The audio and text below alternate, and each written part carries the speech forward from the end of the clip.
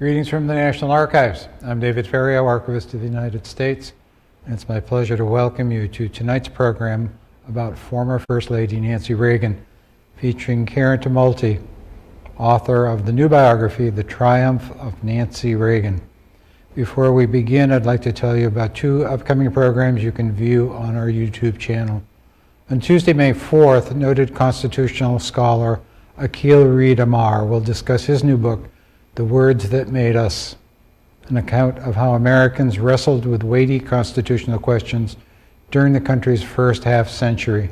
And on Thursday, May 6th at noon, we'll hear from former New York Times White House correspondent Robert M. Smith, whose new book, Suppressed, reveals how some stories make it to print while others are ignored.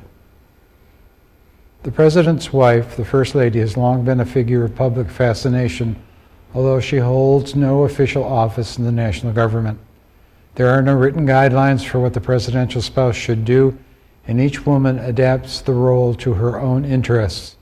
When Nancy Reagan entered the White House with her husband, President Ronald Reagan, she was seen as a devoted helpmeet, unlikely to be an activist First Lady like Eleanor Roosevelt. In the 8 years of the Reagan administration, Nancy acted as a true partner to the president and most trusted confidant. To write The Triumph of Nancy Reagan, Karen Tumulty spent years conducting interviews and poring over letters, memoirs, and White House records in archives including the Ronald Reagan Presidential Library, which is operated by the National Archives and Records Administration. Our presidential libraries, which document the work of chief executives since Herbert Hoover, have a wealth of information about the presidents, their administrations, and their families. First Ladies are well represented by the collections of their official and personal papers. As Barbara A. Perry recently wrote in the Washington Post Book World, relying on Nancy's previously unavailable papers at the Reagan Library and interviews with her son and stepbrother, Tumulty is able to construct a persuasive portrait of the future First Lady's character development. Researchers and writers such as today's guests have made extensive use of the library's collections, and there are still many stories yet to be told from these records. Now it's my pleasure to introduce our panelists. Karen Tumulty is a political columnist for the Washington Post. Before joining the Post, she wrote for Time magazine. In her role as a national political correspondent, she received the Toner Prize for Excellence in Political Reporting. Previously at the Los Angeles Times, she reported on Congress, business, energy, and economics from Los Angeles, New York, and Washington, D.C. Sheila Tate is the author of Lady in Red, a biography of Nancy Reagan. Her political and government experience ranges from her service as press secretary to First Lady Nancy Reagan and as press secretary to George H.W. Bush during his successful campaign for the presidency in 1988 and for the 1989 presidential transition period. Please join me in welcoming Karen Tumulty and Sheila Tate. Thank you for joining us today.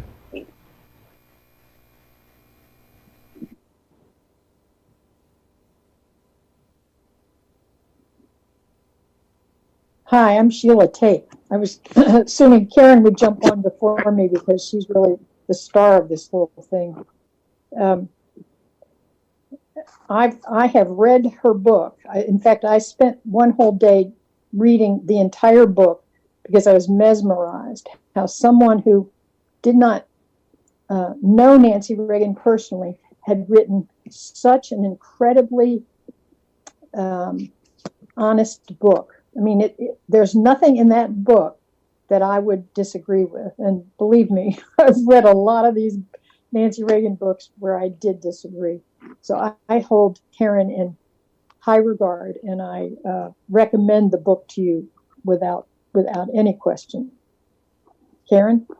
Well, thank you so much, Sheila. And thank you. I, relied on talking to you and also reading your own extraordinary book, Lady in Red, which was really a personal look at her, part memoir, but really the way you were able to get people around her to open up was just extraordinary. And it is also a real honor to be here tonight, even virtually at the National Archives, because I did spend so many weeks at the Reagan Library. I'd never written a book before. I didn't even know if I could write a book. And they had just the help I got, especially from one archivist, Jennifer Mandel, who was like the perfect tour guide to history, was just amazing. This book, as I said, I'd never written a book before. And it was really only after a couple of years of research that the pieces, the many, many pieces of this very, very complicated woman began to fit together for me. And I began to realize that, if I did this right, this was not just going to be a biography of a woman, of a first lady, a marriage that was an epic love story, but that by understanding Nancy Reagan, you would really understand the rise of one of the most consequential figures of the 20th century, really the shaping of the Reagan presidency and ultimately the shaping of his legacy, because she was there and just an integral part of every bit of it. And I, again, was fortunate enough to have the memories and recollections of so many people around her, including one of the smartest things she ever did when she was going through one of her very toughest periods as First Lady, was to bring in a very sophisticated communications expert who was then named Sheila Patton.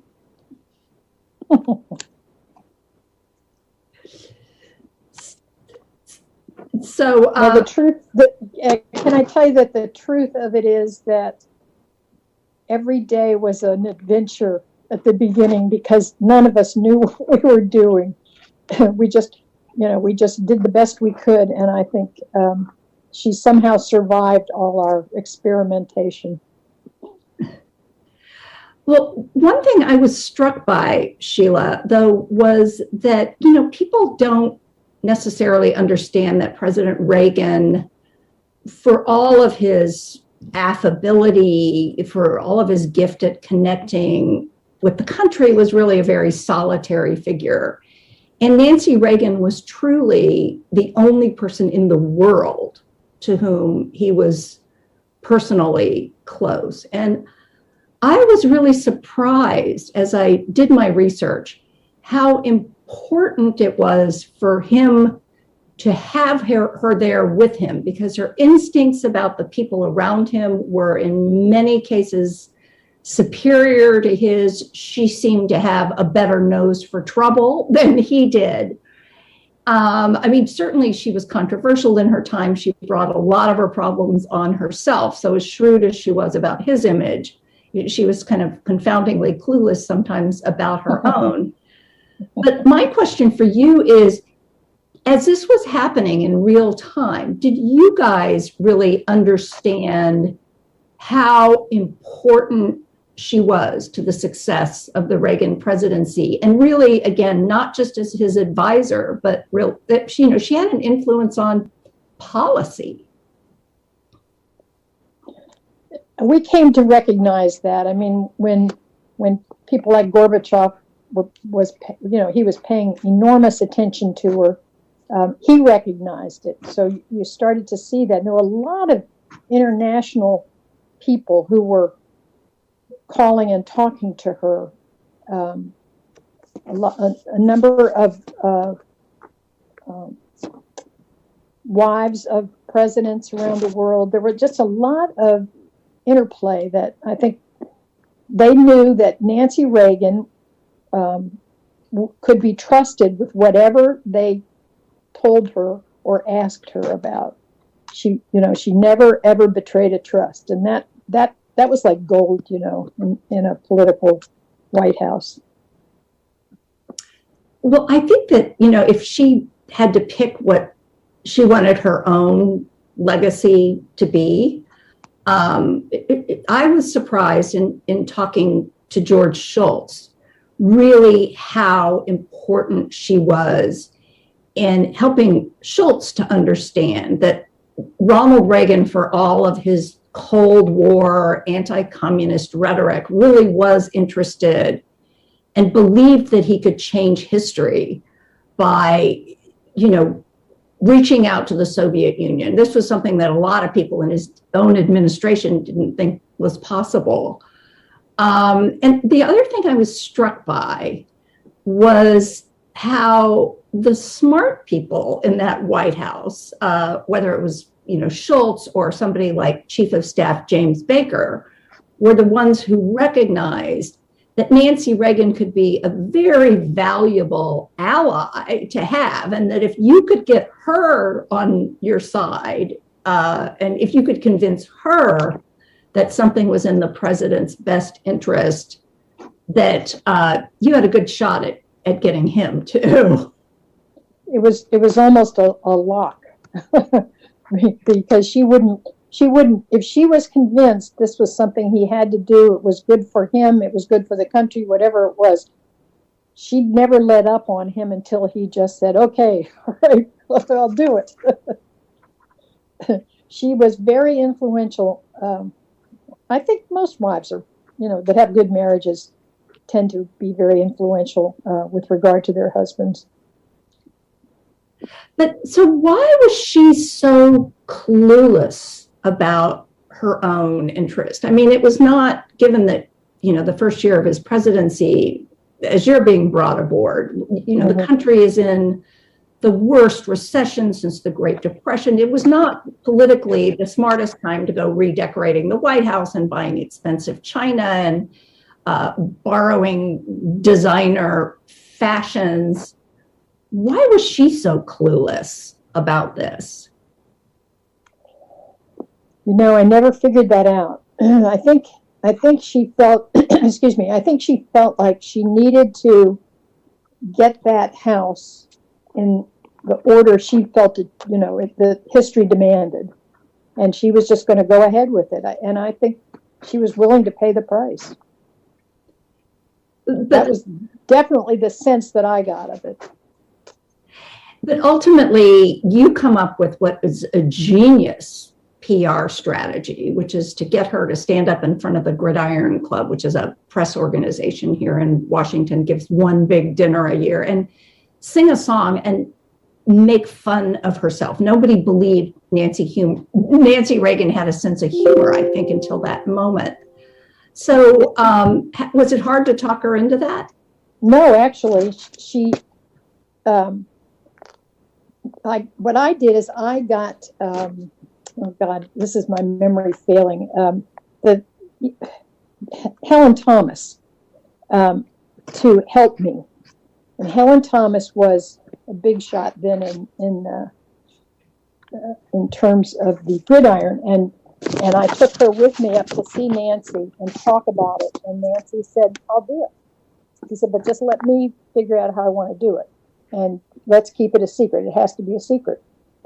We went to work. I mean, Muffy Brandon at the time was our social secretary, and we brought her into the circle and got her to get some of the most outrageous, disgusting clothes you've ever seen. Nothing matched. Everything looked awful on her, and she wore these. Basically, we took a basket of this stuff over to the hotel in advance, so that when she got there, she was properly dressed, and then she left. And I'll never forget this. I was sitting between two men, and she was the thing that was making fun of her. The Gridiron started to. I'm sorry, my phone is ringing in the background. They started to. They assumed when they saw her get up and leave, she was really getting up to go get dressed to do this act. That one leaned. There were two publishers, one on either side of me, and one leaned across behind me to the other one and said, "Nancy Reagan's leaving. I bet she's." And I won't use the word, but it starts with a P, and it was unbelievable. And I just stared straight ahead as if I didn't even hear it. And when she came out, nobody even knew at first. Somebody came out with a rack of clothes. And this was, part of the song that was going on. And then she came through the middle of that rack. And at first, nobody knew who it was. And all of a sudden, they started realizing it, and everybody started screaming. I've never seen anything like it, ever. And I've been to a lot of those events, and I knew we had it made. It was just, Sheila, it was unbelievable. Could you lift your iPad up just a bit, because we're getting, I'm sorry. Your head is Is that getting better? Yes. Okay. That's a little better. A little higher would even be better. There. Now we can see a little higher. There we go. One thing, though, that I came across in my research, and as we watch these photos go by, in trying to explain why the Reagans were so closely bound together, unusually close, even for a loving, successful marriage. I really decided that it was true, rooted in part, at least, in the fact that both of them had come through very difficult childhoods, and that they really found in each other a security and a stability that both of them had needed. In Nancy's case, she was actually abandoned by her she would not use that word. I'm sure she would bristle at that word, but her actress mother, left her with relatives for 6 years in Bethesda, just outside of Washington here, and really traumatized her. I mean, she spent the next 6 years of her life just yearning for this absent mother. Edith Davis ultimately remarries, brings her to Chicago with her. Nancy adores her stepfather. He becomes the second most important man in her life. But as her son Ron told me, those years had really left a shadow on her spirit that never really lifted, a fear that the bottom could drop out at any moment. And surely, when she almost loses her husband to a would-be assassin 2 months in his presidency, that seems to be confirmed. And I was wondering, did she ever talk about those difficult years in Bethesda when she missed her mother, and the kind of shadow that it really left her with? He would tell me about the loneliness when her mother left, because she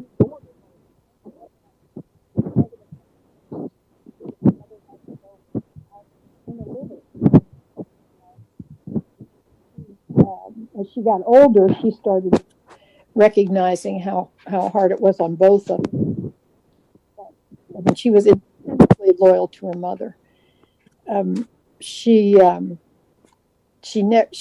think she had a terrible trauma with the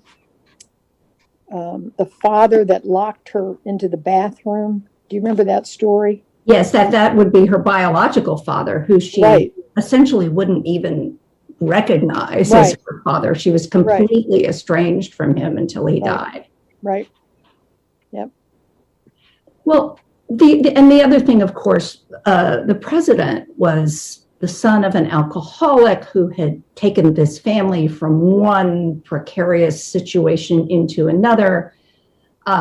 When he meets Nancy Davis, then a young actress on the MGM lot, on what was supposedly a blind date, though I found some evidence that Nancy had kind of set her eye on this guy fairly. I think she did a little political work behind his, without his knowing about it. Right.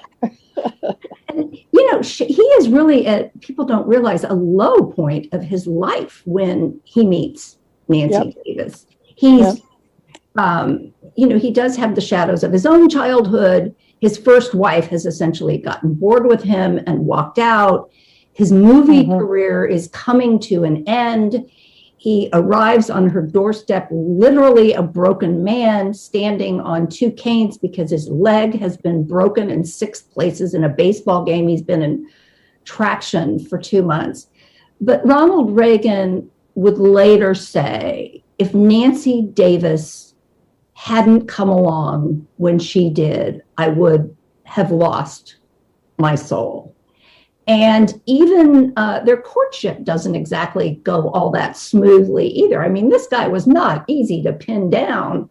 And at one point, even his mother, who seems to have liked Nancy better than she liked his first wife, Jane Wyman, says to Nancy, Nancy, I can see that you are in love with him, but he is not yet in love with you. You are just going to have to wait, and you will know when he loves you. And I was really struck by that, because certainly when the Reagans met, her career wasn't going anywhere. His life was scraping bottom. And surely nobody could possibly have imagined what lie ahead for both of them. And they do have some very difficult years of their early marriage. Again, their careers aren't going anywhere. He's not getting any jobs. At one point, he has to take this completely humiliating gig, emceeing a floor show in Las Vegas. So what do you think she saw in him that probably wasn't, terribly apparent to the rest of the world at that time? Well, Ronald Reagan had a way of gathering you in a funny way, because he was quiet, but he was.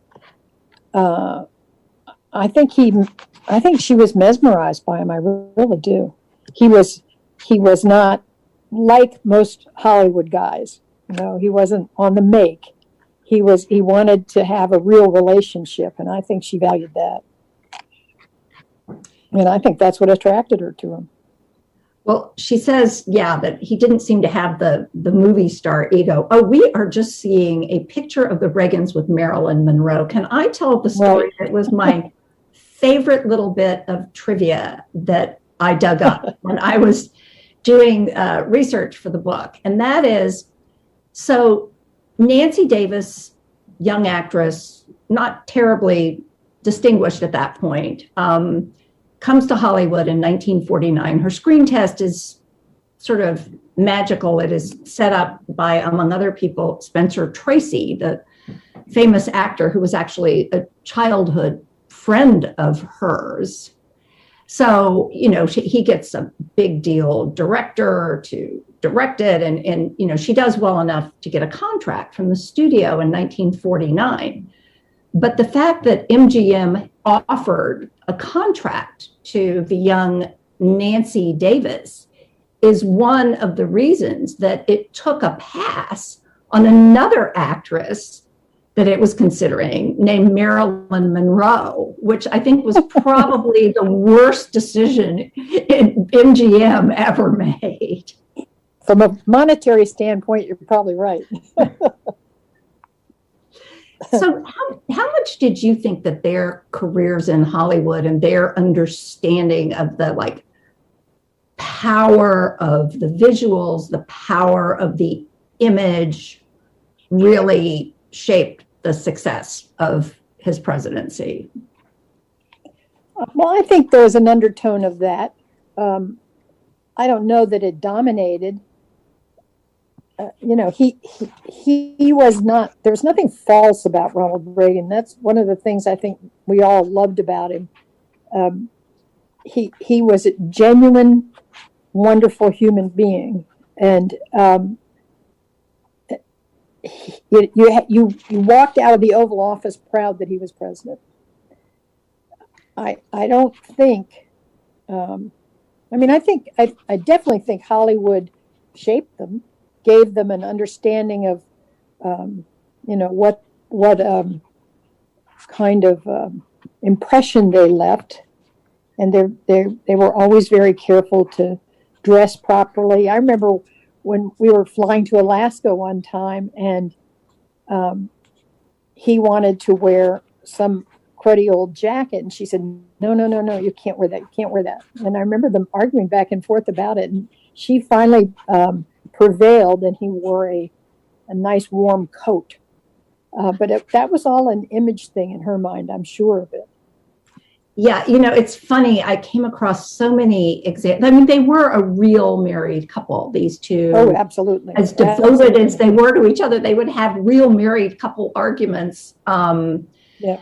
And I must say, though, I think as rough of a go as she had of it as First Lady, as controversial as she was, the country really gets a different view of her, a different understanding of her, a different appreciation of her after the presidency. When he is diagnosed with Alzheimer's, and it falls upon her to not only become the caretaker of him physically and of his dignity, but also to become the caretaker of his legacy. Right. And I was so struck by how shrewd she was about that as well. She doesn't want him to, she never seems to have trusted ideologues. She's very pragmatic. But one of the things I thought she did the smartest was that, you're right, people wanted to sort of write him off. Oh, he's just a Hollywood actor reading his lines. And she decides to do something extraordinary, which is to publish his handwritten diaries and publish a half century of his correspondence and publish the handwritten speeches he had been given before he ran for president, so that Americans could see in his own handwriting, in his own words, that these were the ideas of Ronald Reagan, that he really did come to office with a fully formed idea of where he wanted to take the country and how he wanted to govern it. And I always thought, that was, in some ways, that last decade of her life was really her final gift to him, and really the greatest testament of her love for him, because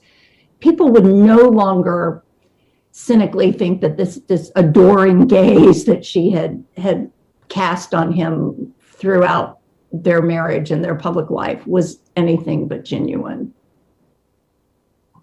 Well, I can attest to the fact that it was genuine. One of my favorite memories of him was when I was at the Reagan Library and I was upstairs. Just lift your screen just a bit. Okay, here we go. Okay. Yeah. Okay. And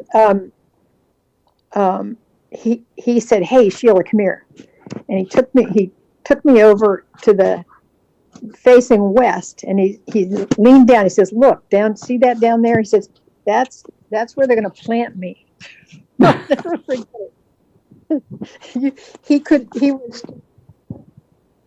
How could you not love somebody like him? I mean, he was such a genuine person. Whatever he was, whatever he felt, he said, and he just, you felt better. I'll never forget one time going up to pick her up in the residence to go somewhere, and she was running late, and he came out to apparently, keep me company. And the things he said about Nancy Reagan and how much he loved her, they always stuck in my head, because he couldn't stop talking about it and about how wonderful his life was. And and then the other thing is, he said, and you know what, today I had a call from a German woman who's gotten to the United States, and she had hidden a Jewish girl during the war. And he said, she told me the story. She's probably, except for Nancy, the most wonderful, amazing person I've ever talked to. And I mean, he had to talk about it. It was really interesting. He was quite a guy.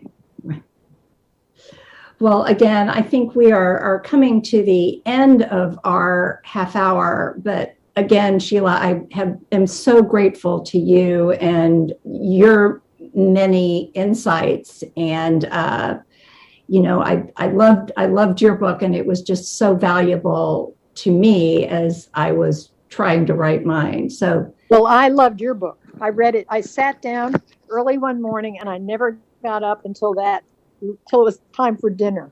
I read the whole book, and I just could. I mean, you could have written twice that much, and I'd still be sitting there. It was just really, really amazing. I loved the book. Well, thank you. So we're the mutual admiration system. Right. Well, again, thank you very much. And I think we'd like to thank everybody who joined us this evening as well. And take a look at both of our books. Thank you very much. Thank you. Bye-bye.